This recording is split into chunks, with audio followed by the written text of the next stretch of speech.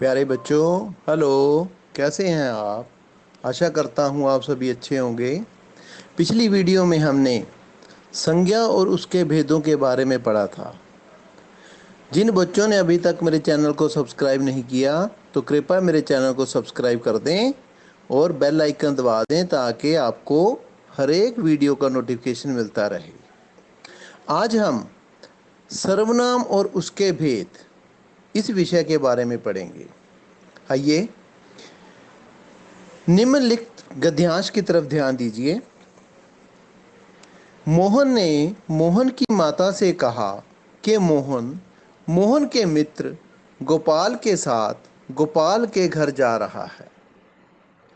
इस वाक्य में मोहन और गोपाल दो व्यक्तिवाचक संज्ञाएं हैं। बार बार इनका प्रयोग वाक्य को भद्दा और अटपटा सा बना देता है। इसी वाक्य को इस प्रकार भी लिखा जा सकता है। मोहन ने अपनी माता से कहा कि वह अपने मित्र गोपाल के साथ उसके घर जा रहा है। अर्थात पहले वाक्य में जो संज्ञा आई थी, अर्थात मोहन और गोपाल दोनों व्यक्तिवाचक संज्ञाएं आई हैं, यदि आगे उसी संज्ञा के विषय में बात की जा रही है तो हम उस संज्ञा को दोहराते नहीं बल्कि उसके स्थान पर अन्य शब्दों का प्रयोग करते हैं।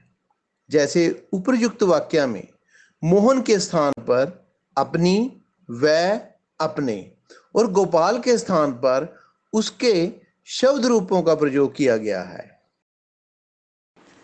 यही शब्द जो संज्ञा के स्थान पर प्रयोग किए जाते हैं उन्हें हम सर्वनाम कहते हैं। और सर्वनाम की परिभाषा देखें। वाक्यों में संज्ञा की पुनरावृत्ति को बचाने के लिए संज्ञा के स्थान पर जिन शब्दों का प्रयोग किया जाता है वह सर्वनाम कहलाते हैं। सर्वनाम दो शब्दों के मेल से बना है, सर्व प्लस नाम। सर्व का अर्थ होता है सबका और नाम का अर्थ होता है संज्ञा। अर्थात जो शब्द सब नामों नामों अर्थात संज्ञाओं के स्थान पर प्रयुक्त होते हैं उन शब्दों को सर्वनाम कहा जाता है। आओ सर्वनाम के भेदों के बारे में पढ़ें। सर्वनाम के निम्नलिखित 6 भेद होते हैं। पुरुषवाचक सर्वनाम, जिसे इंग्लिश में पर्सनल प्रोनाउन कहा जाता है। दूसरा है निश्चयवाचक सर्वनाम, डेमोन्स्ट्रेटिव प्रोनाउन। अनिश्चयवाचक सर्वनाम, इनडेफिनिट प्रोनाउन। प्रश्नवाचक सर्वनाम, इंटेरोगेटिव प्रोनाउन। संबंधवाचक स्वर सर्वनाम, रिलेटिव प्रोनाउन। और निजवाचक सर्वनाम, रिफ्लेक्सिव प्रोनाउन। जो पुरुषवाचक सर्वनाम है इसके उदाहरण मैं, हम, तू, तुम, आप, वह, वे। निश्चयवाचक यह और वह। अनिश्चयवाचक कोई या कुछ। प्रश्नवाचक कौन, कैसा, कुछ। संबंधवाचक जो, सो। निजवाचक आप, स्वयं, खुद। आओ इसके बारे में विस्तार से पढ़ते हैं। आओ सर्वनाम के भेदों के बारे में पढ़ें। सर्वनाम के निम्नलिखित 6 भेद होते हैं। पुरुषवाचक सर्वनाम, जिसे इंग्लिश में पर्सनल प्रोनाउन कहा जाता है। दूसरा है निश्चयवाचक सर्वनाम, डेमोन्स्ट्रेटिव प्रोनाउन। अनिश्चयवाचक सर्वनाम, इनडेफिनिट प्रोनाउन। प्रश्नवाचक सर्वनाम, इंटेरोगेटिव प्रोनाउन। संबंधवाचक स्वर सर्वनाम, रिलेटिव प्रोनाउन। और निजवाचक सर्वनाम, रिफ्लेक्सिव प्रोनाउन। जो पुरुषवाचक सर्वनाम है इसके उदाहरण मैं, हम, तू, तुम, आप, वह, वे। निश्चयवाचक यह और वह। अनिश्चयवाचक कोई या कुछ। प्रश्नवाचक कौन, कैसा, कुछ। संबंधवाचक जो, सो। निजवाचक आप, स्वयं, खुद। आओ इसके बारे में विस्तार से पढ़ते हैं। सर्वनाम का पहला भेद पुरुषवाचक सर्वनाम। जब हम बातचीत करते हैं तो कोई ना कोई सुनने वाला श्रोता हमारे सामने अवश्य होता है। कभी तो हम अपने बारे में बात करते हैं, कभी सामने वाले अर्थात श्रोता के बारे में बात करते हैं और कभी किसी तीसरे व्यक्ति के बारे में जो वहाँ उपस्थित नहीं होता उसके बारे में बात करते हैं। ऐसी स्थिति में हम तीनों ही व्यक्तियों अर्थात पुरुषों, बोलने वाला, सुनने वाले और जो वहाँ उपस्थित नहीं है के लिए जिन सर्वनाम शब्दों का प्रयोग करते हैं वे पुरुषवाचक सर्वनाम कहे जाते हैं। जैसे मैं, हम, तू, तुम, आप, वह, वे। जो पुरुष या व्यक्ति सामने उपस्थित नहीं है वह वक्ता और श्रोता के लिए अन्य व्यक्ति हुआ। व्याकरण में उसे अन्य पुरुष कहा जाता है। यदि किसी से पूछा जाए कि संसार में सबसे उत्तम व्यक्ति कौन है तो शायद हर व्यक्ति अपने को सर्वोत्तम बताएगा। इस दृष्टि से बोलने वाला वक्ता उत्तम पुरुष हुआ और जो सुनने वाला है श्रोता वह उत्तम और अन्य पुरुष के मध्य आता है, इसलिए उसे मध्य पुरुष कहा जाता है। इस प्रकार पुरुषवाचक सर्वनाम के 3 भेद होते हैं। पहला भेद है उत्तम पुरुष। वक्ता या बोलने वाला व्यक्ति अपने नाम के स्थान पर जिन सर्वनाम शब्दों का प्रयोग करता है वे उत्तम पुरुष सर्वनाम कहे जाते हैं। मैं एक वचन में और हम बहुवचन में इसका प्रयोग किया जाता है। दूसरा भाग है मध्यम पुरुष।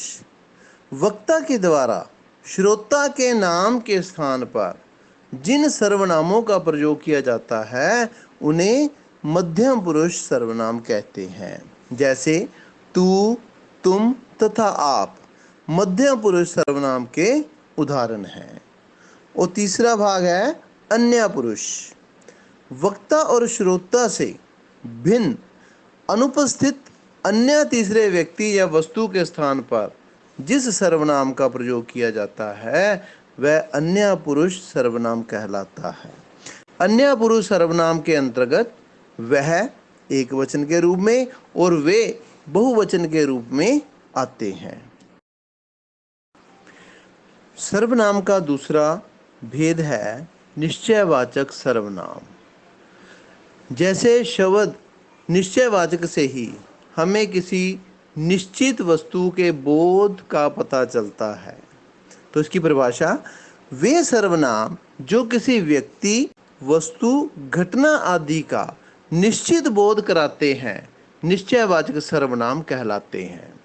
यह निश्चित बोध समीप की वस्तुओं का भी हो सकता है और दूर की वस्तुओं का भी। दूर की वस्तु अथवा व्यक्तियों के लिए वह शब्द और समीप की वस्तुओं के लिए यह शब्द का प्रयोग होता है। जैसे दूर पड़ी किताब के लिए हम कहेंगे वह ले आओ, पास रखी किताब के लिए हम कहेंगे यह लाना जरा। प्राय इन पास और दूर की वस्तुओं के लिए इशारा या संकेत भी किया जाता है। अतः निश्चयवाचक सर्वनाम को संकेतवाचक सर्वनाम भी कहते हैं। जैसे यह, ये, इन्हें, वह, वे, उन्हें। आओ कुछ उदाहरण देखें। सामने जो बड़ा सा मकान दिखाई दे रहा है वह मेरा है। देखो इस वाक्य में वह शब्द जो है निश्चयवाचक सर्वनाम की उदाहरण है। शर्मा जी का घर यह नहीं वह है। मैं कुछ पुस्तकें लाया हूं, इन्हें तुम रख लेना। इस पुस्तक को देखो, यह कितनी उपयोगी है। दूसरे, तीसरे और चौथे वाक्य में यह, वह, इन्हें और यह ये सभी शब्द निश्चित वस्तुओं की तरफ या व्यक्तियों की तरफ इशारा कर रहे हैं, इसलिए ये निश्चयवाचक सर्वनाम है। सर्वनाम का तीसरा भेद है अनिश्चयवाचक सर्वनाम। जो सर्वनाम शब्द किसी वस्तु या व्यक्ति का निश्चय पूर्वक बोध या संकेत ना करवाएं वे अनिश्चयवाचक सर्वनाम कहलाते हैं, जैसे कोई, कुछ, किसी आदि। व्यक्तियों के लिए कोई या किसी शब्द सर्वनाम लगते हैं और पदार्थों के लिए कुछ। उदाहरण देखें, शायद दरवाजे पर कोई है। इस कोई का अर्थ कोई व्यक्ति है। रास्ते में कुछ खा लेना, कुछ का अर्थ कोई वस्तु खा लेना। कोई मुझे मिलने आ रहा है। दूध में कुछ पड़ गया है। आपको कोई बुला रहा है। सर्वनाम का चौथा भेद प्रश्नवाचक सर्वनाम है। इसकी परिभाषा, जिन सर्वनामों से किसी व्यक्ति, वस्तु या घटना के बारे में प्रश्न का बोध हो उन्हें प्रश्नवाचक सर्वनाम कहते हैं। कौन, किसे, किसने, क्या, कब आदि प्रश्नवाचक सर्वनाम हैं। इन वाक्यों के अंत में प्रश्नवाचक चिन्ह लगता है। प्राणीवाचक संज्ञाओं के लिए कौन, किसे, किसने का प्रयोग होता है और अप्राणीवाचक संज्ञाओं के लिए क्या का प्रयोग होता है। जैसे आओ कुछ उदाहरण देखें। दीवार के ऊपर कौन बैठा है। व्रत के दिन आप क्या खाते हैं। क्या का अर्थ खाने वाली चीज। दीवार के ऊपर कौन बैठा है, कोई पक्षी हो सकता है, कोई व्यक्ति हो सकता है, अर्थात कोई सजीव वस्तु हो सकती है। पुस्तक किससे मंगवाऊं। किन किन का नाम सूची में है। इन किताबों में से आपको कौन सी किताब चाहिए। किन्हें दिल्ली जाना है। मित्र, तुम्हें क्या चाहिए। तुम घर कब आओगे। इन सभी वाक्यों में जो कौन, क्या, किससे, किन किन, कौन, किने, क्या, कब, ये सभी प्रश्नवाचक सर्वनाम हैं। सर्वनाम का पांचवा भेद संबंधवाचक सर्वनाम। जो सर्वनाम वाक्य या उपवाक्य में प्रयुक्त दूसरे संज्ञा या सर्वनाम शब्दों के साथ संबंध व्यक्त करने के लिए प्रयोग में आते हैं, वे संबंधवाचक सर्वनाम कहलाते हैं। जो, सो, वह, जो, जिसे, वही, जिसको, उसको, जिसे, उसे, जैसी, वैसी, जिसने, उसने, तेते, जेती आदि संबंधवाचक सर्वनाम है। आओ कुछ उदाहरण देखें। जो करेगा सो भरेगा। जैसा करोगे वैसा भरोगे। जिसे भी देखता हूँ वही व्यस्त है। वह लड़का पकड़ा गया जो कल यहाँ आया था। यह वही लड़की है जिसने राम से शादी की है। जो झूठ बोलता है वह कभी आगे नहीं बढ़ सकता। तेते पांव पसारिए, जेती लांबी सोर। इन सभी वाक्यों में जो, सो, जैसा, वैसा, जिसे, वही, वह, जो, यह, जिसने, जो, वह, तेते, जेती सभी शब्द संबंधवाचक सर्वनाम को दर्शाते हैं। सर्वनाम का अंतिम भेद निजवाचक सर्वनाम है। निज के शब्द का अर्थ होता है अपना। जिन सर्वनामों का प्रयोग स्वयं के लिए किया जाता है वे निजवाचक सर्वनाम कहे जाते हैं। आप, अपने आप, स्वयं, खुद, स्वतः, निज आदि प्रमुख निजवाचक सर्वनाम हैं। जैसे मैं स्वयं चला जाऊंगा। मैं अपना काम स्वयं करता हूँ। हम खुद ही इधर आ गए। आप रहने दीजिए, वह अपने आप ठीक कर देगा। वह आप ही अंदर आया था। दिनेश स्वतः कार चला लेगा। इन सभी वाक्यों में स्वयं, खुद, अपने आप ही, स्वतः ये सभी शब्द निजवाचक सर्वनाम हैं। प्यारे बच्चों, अगर आपको ये वीडियो अच्छी लगी हो तो कृपा करके मेरे इस चैनल को सब्सक्राइब, लाइक और शेयर ज़रूर करें और घंटी का बटन ज़रूर दबाएं ताकि अगली वीडियो का नोटिफिकेशन आपको मिलता रहे। धन्यवाद।